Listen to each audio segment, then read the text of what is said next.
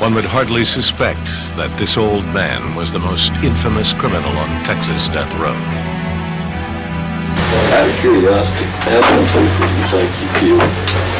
Hard to believe, but 350. Henry Lee Lucas confessed to one murder after another, after another. And I didn't have no feelings about killing.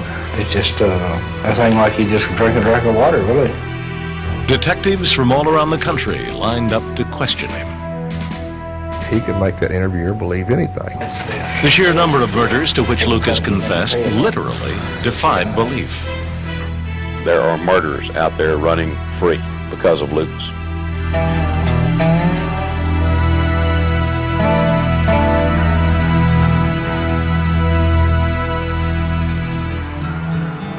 The saga of Henry Lee Lucas began in the isolated backwoods of Virginia and would reveal just how vulnerable American justice can be to a lie so big it's accepted as the truth. He was born on August 23, 1936, and lived with his family in a primitive dirt floor log cabin in the Appalachians. His domineering mother, Viola, brewed moonshine and forced her kids to work on the still. Henry's father had lost both his legs in a railroad accident and was an alcoholic. At the age of 7, Henry lost his left eye when his brother accidentally struck him with a knife. After that, he wore a glass eye. As Henry grew older, he became angry and more withdrawn. He spent his teenage years in and out of jails and prison for crimes including burglary and car theft. When released from Virginia State Prison in the fall of 1959, the 23-year-old went to Michigan to live with his older sister in the small town of Tecumseh. He did not want to go back to live with his mother in Virginia. But soon, she followed him to Michigan. On the cold night of January 12, 1960, Henry and his mother went to drink at a bar in town. And I was pretty well drunk when she started arguments and wanting me to go back home with her, trying to make me go back to Virginia to live with her. I told her I didn't want nothing to do with her. And that's when she told him, if you don't go back with me, I'll see to it you spend the rest of your life in prison.